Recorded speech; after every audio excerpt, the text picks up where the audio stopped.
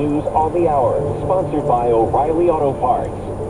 I'm Steve Case, and President Trump says a long and painful nightmare is finally over as Hamas and Israel release hostages and prisoners.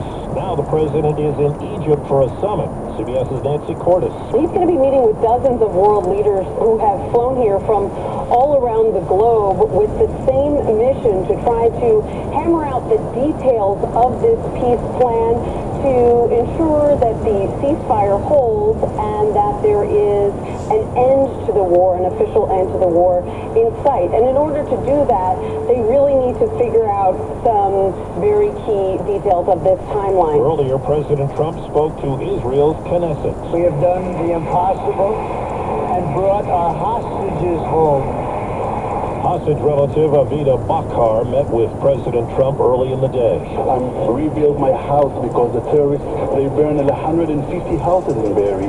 So I want to tell you thank you. Back here at home, it's day 13 of the government shutdown. CBS's Nicole Killian is on Capitol Hill. There is no negotiating taking place among congressional leaders. Now, we do know when the Senate returns tomorrow, they will try again to vote on a short-term funding bill. Republican leaders at this point are really trying to force Democrats' hands here. They say, in their view, that's really the only way to open the government is if Democrats start to break ranks and support this short-term funding extension. On the economy, CBS's Jim Krasula tells us holiday hiring may not be what it's been in recent years.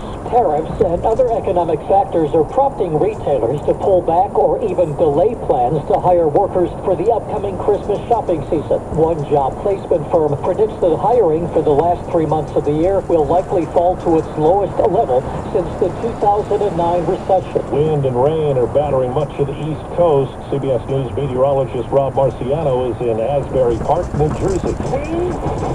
Very gusty. They've been gusting in here 60 miles an hour.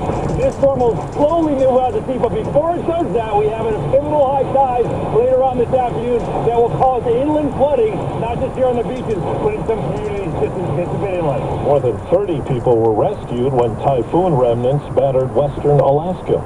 Now to St. Helena Island, South Carolina. En route to a possible active shooting situation, possible gunshot victim. That's where a hunt is on for persons of interest in the mass shooting at a bar over the weekend. 4 people were killed. Wall Street, the Dow is up 560. This is CBS News.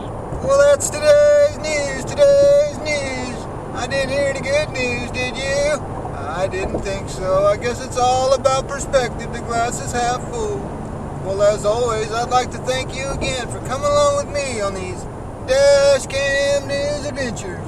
You know the drill. Peace, love, and all that hippie jazz. Bye-bye, everybody. It's 58 degrees in Oakland, California.